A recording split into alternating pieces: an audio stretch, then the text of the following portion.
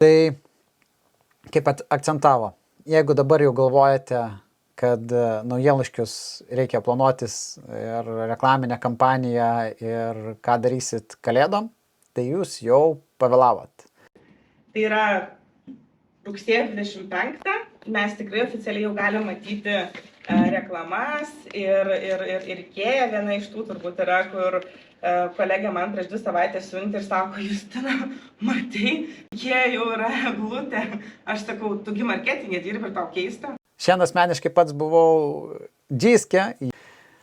Tai ką jūs veikiat? Ir labai daug akcentavo taip, kad įmonės dažnai būna ypač smulkesnės, kurios užsivelia tuose darbeliuose ir tada prisimena lapkritis, pabaiga, vidurys, tai reikia jau tada kažką postinti, reikia surasti ką, tada ieškau, kas tai man padarys. Hebrytė, jeigu darote spaudą, reikia atsispausinti, tai jūs jau pavėlavot.